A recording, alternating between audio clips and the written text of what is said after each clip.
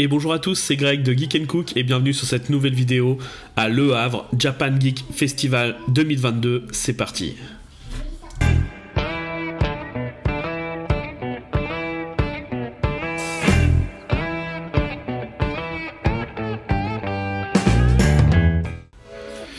Alors comme à son habitude, n'hésitez pas à laisser un petit pouce bleu, à vous abonner et partager la chaîne. En attendant, je vais vous donner mon avis sur cette première édition donc, de la Japan Geek Festival 2022 qui s'était passée au Havre dans le 76. Je vais commencer par parler du gros point négatif de ce salon, mais bon, après c'était une première donc on ne peut pas leur en vouloir. Au niveau espace, je trouve que c'était vraiment très serré. Les stands étaient des stands un peu bric-à-brac japonais. Bon, après c'était le thème, hein, donc c'était très bien. Mais c'est vrai qu'on était vraiment serré dans les allées. C'était pas facile donc de circuler et on aurait aimé un peu plus de stands aussi, un peu plus de gaming aussi. Et franchement, voilà. Bon, ça reste mon avis personnel, mais en soi, je suis plutôt satisfait de cette convention pour une première. C'est vraiment pas mal, sachant qu'elle a quand même accueilli 7000 personnes dès la première journée, donc c'était vraiment beaucoup. Et je pense qu'ils se sont laissés un petit peu submerger justement par le fait qu'il y ait eu autant de monde à cette convention. Ensuite, pour les points positifs, hein, donc, comme vous pouvez le voir, c'était un point négatif qui n'était pas vraiment négatif, c'était une première, voilà, il fallait leur laisser le temps de découvrir la chose. Mais dans les points positifs, écoutez, le fait de retrouver un petit peu des produits de la culture japonaise, c'était vraiment tip top. Le stand Haribo, petite parenthèse sur le stand Haribo, parce qu'il fait partie aussi un peu des points négatifs, il était hyper cher, mais vraiment très très cher. On était à peu près à 10€ et quelques le kilo, je crois.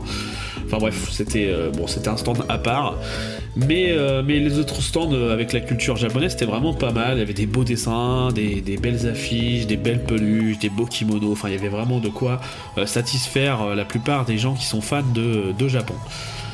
Pour ce qui est des invités, donc nous avions Brigitte Lecordier, donc la voix de Goku. Personne que j'avais déjà rencontré à la Gruchet Geek Convention en 2018 ou 2019, je sais plus. Et puis il y avait aussi Philippe Ariotti, donc qui est la voix de Piccolo, et Adeline Chetail qui est la voix de Zelda. Alors voix que je ne connaissais pas particulièrement, et elle aussi est la voix de Mei dans Overwatch. C'était donc une très belle convention. Après, j'aurais bien aimé voir le dimanche les cosplays. Malheureusement, nous y avons été le samedi. Par chance, nous avons pu voir la conférence donc des comédiens. Et puis il y avait aussi des youtubeurs. Donc il y avait Sifano qui était invité. Et puis je ne sais plus qui il y avait d'autres aussi comme youtubeurs. Mais voilà, bon, c'était une très bonne convention. Et sincèrement, j'espère qu'ils vont réitérer ça l'année prochaine en plus grand. Et voilà, non, franchement, c'était vraiment bien. Il y avait tout. On avait la Galerne qui était là, la Galerne aussi, hein, qui est une boutique de livres sur le Havre, donc c'était vraiment pas mal. Là, vous pouvez voir qu'il n'y a pas beaucoup de monde qui fait la queue pour attendre les invités. Faut pas se fier à ça, puisque justement nous étions à la conférence et pendant 1 heure, les invités donc étaient eux aussi à la conférence. Donc vous pouvez retrouver ma vidéo sur la chaîne de la conférence globale. Mais voilà, quand on est reparti et que les invités donc sont repartis à leur stand pour les dédicaces, et c'était vraiment blindé de chez blindé.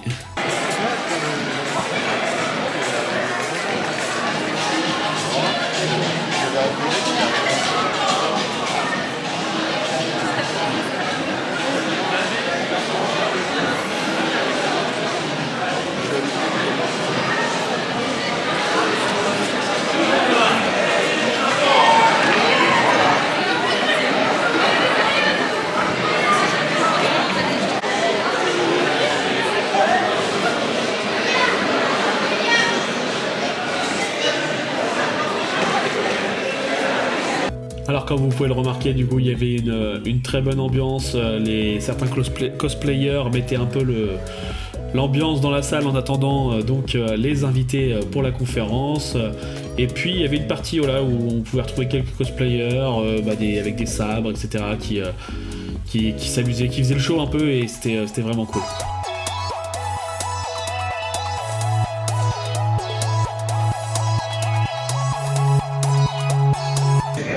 C'est vrai que c'est comme ça un petit peu, parce que pour payer mes cours, mes parents ne voulaient pas que je m'excuse.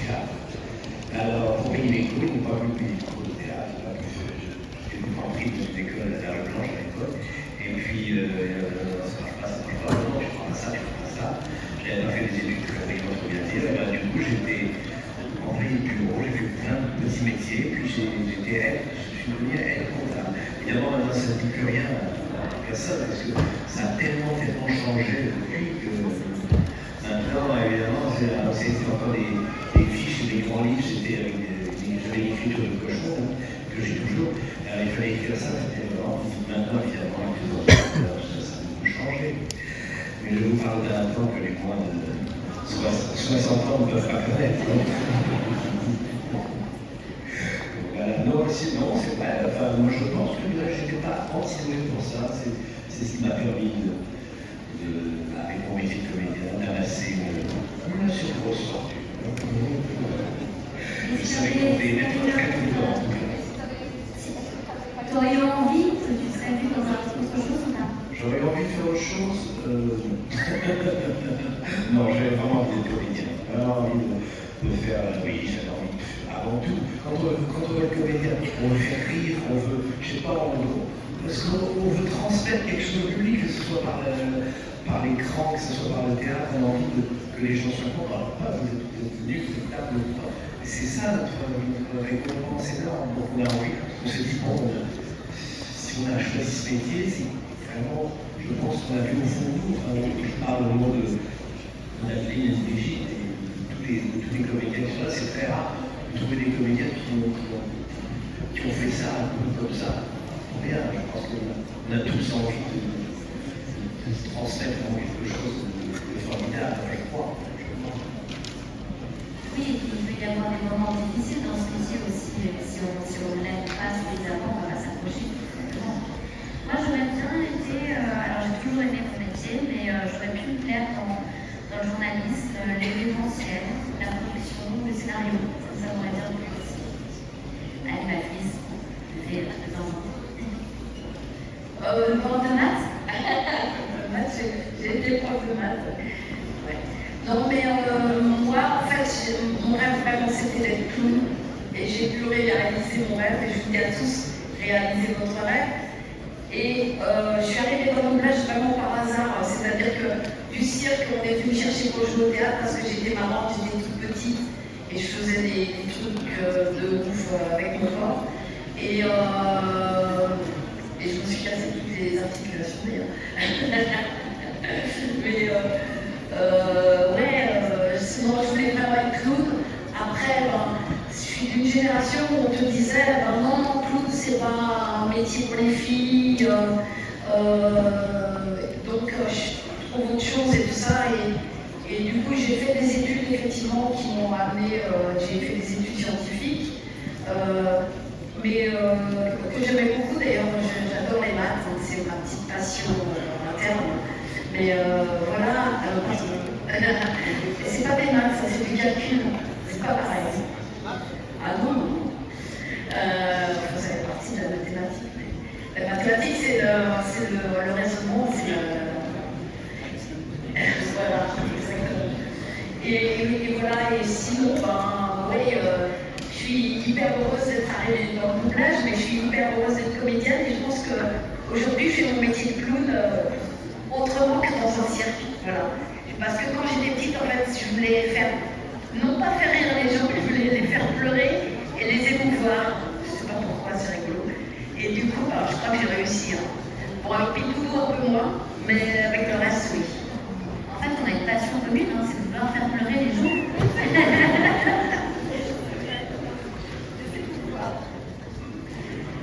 On va arriver aux deux dernières questions et celles qui n'ont pas malheureusement la chance de passer évidemment pour être posées juste après au sein dédicace. Revenir effectivement déjà compris. Mais voilà, on arrive bientôt à la fin de cette conférence, évidemment il reste encore un peu de temps, mais je suis des gros prévenus.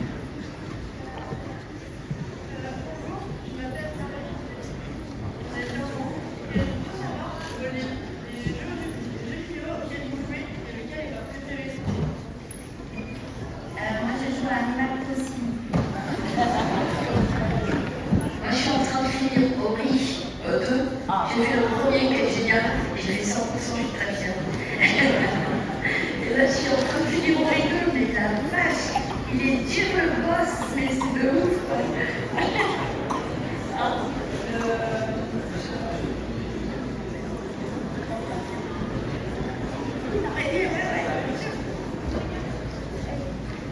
Alors, les jeux vidéo qu'on préfère. Vous avez une autre question? Parce que moi, j'en ai fait pas beaucoup, pas mal, mais pour y jouer, ça, je pense qu'il y en a peu qui pourraient ne pas me battre. J'ai joué au film, oui, c'est ça. Et je faisais souvent tilt. Non, là, oui, j'ai vu la vérité, j'ai vu vraiment mais y jouer, c'est pas vraiment mon jeu. Pas vraiment. La dernière question. C'est naze.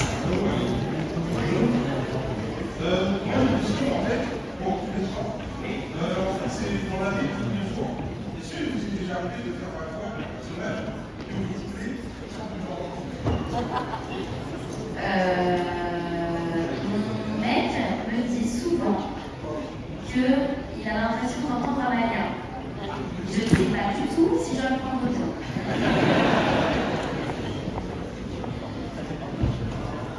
Moi, des fois, ça m'arrive au téléphone, on sait qu'on m'appelle, parce que je suis un petit peu timide quand je connais pas les gens. Il y a l'enfant qui est c'est tellement facile en ce qui me concerne. Et je me souviens d'avoir appelé la mairie pour savoir comment, parce que c'est pas aujourd'hui, mais comment inscrire mon fils à l'école. Et je suis tombée sur une fille de la mairie qui m'expliquait tout le processus qu'il fallait, etc. Et puis qui dit à la fin de la conversation, il faudra demander à ta maman de le faire. D'accord. C'est plutôt flatteur. Oui, oui. Donc, c'est vrai qu'au téléphone, quelquefois, c'est souvent au téléphone, on se parle des amis, je dis, ah oui, j'ai vraiment l'impression d'entendre un peu de friseur. C'est bizarre, ça, c'est comme ça.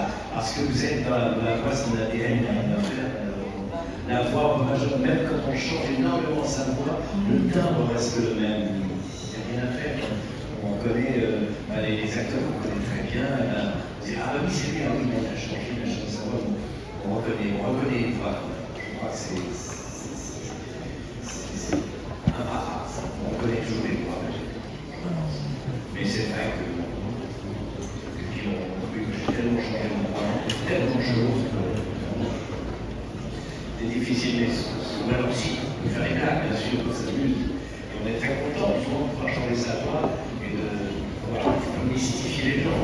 Bon, les acteurs, on est tous un peu des mystificateurs, on aime bien ça. On va s'empêcher. Merci. C'était la dernière question. Ou l'ultime. Oui, évidemment, j'allais justement vous demander ça. La dernière question, elle vient pour moi, et pour les autres. Est-ce que vous pouvez nous en dire plus sur l'actualité, ou est-ce que vous pouvez trouver évidemment des liens, des pages, est-ce que vous pouvez nous communiquer avant de retourner à votre occupation? Oui, j'ai une série qui est passée sur cette chaîne qui s'appelle Wakanim. Je ne sais pas si quelqu'un la connaît, mais j'ai fait je crois que j'ai fait 24 épisodes d'une série qui s'appelle C'est Disco, ça s'anime pas, c'est animé. Hier après-midi, hier matin, j'ai enregistré un dessin animé de Disney qui s'appelle Landon. Je fais un vieil indien, bien sûr. J'ai fait plein de choses, il y a plein de choses.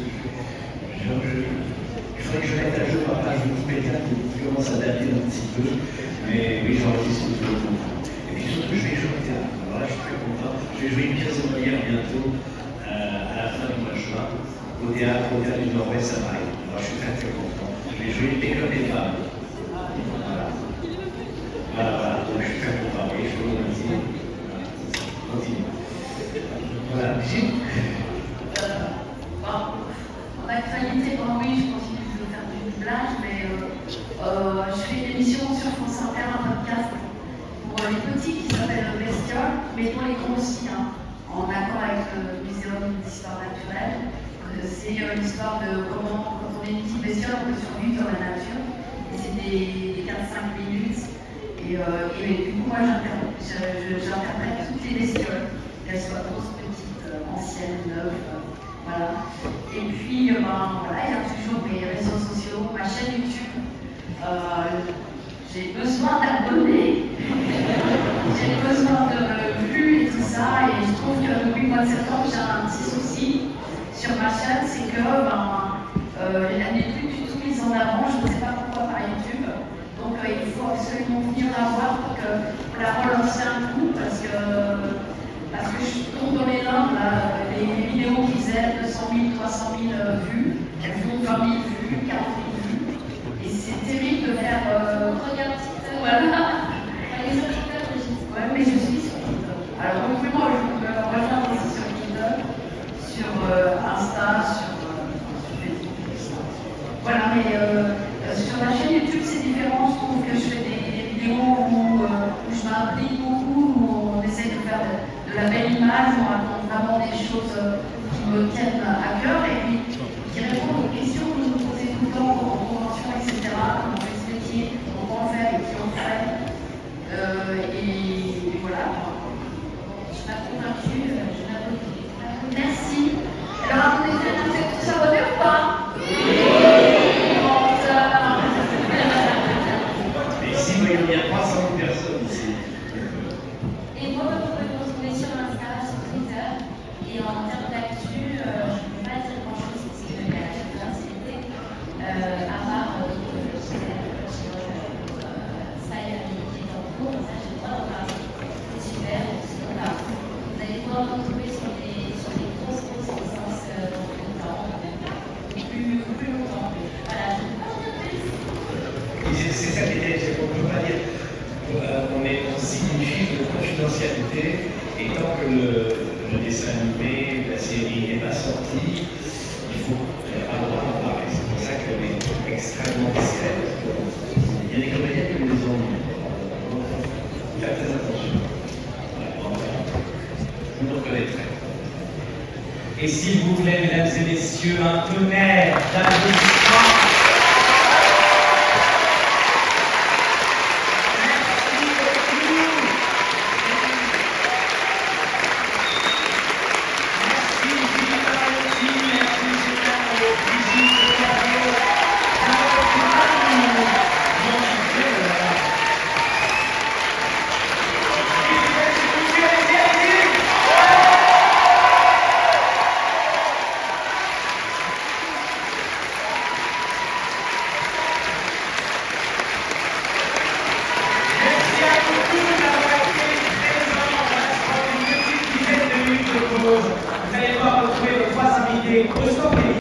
Voilà pour cette petite partie de la conférence, on arrive vers la fin de la vidéo et du coup voilà, on avait aperçu le cosplay de Halo. En fait j'ai pas réussi à le filmer mieux que ce que vous avez vu là, et puis j'en profite aussi pour on a fait quelques achats bien sûr, outre les pochettes surprises, les posters, etc. Donc mon frère a acheté 2 sabres, donc n'hésitez pas à me dire en commentaire si vous connaissez les personnages à qui correspondent ces sabres. Je pourrais vous le dire, mais voilà, ça peut être marrant de vous faire deviner un petit peu ces 2 sabres, donc à qui ils appartiennent. En attendant, moi je vous dis à bientôt pour une prochaine vidéo. N'hésitez pas à suivre la chaîne. Allez, ciao ciao.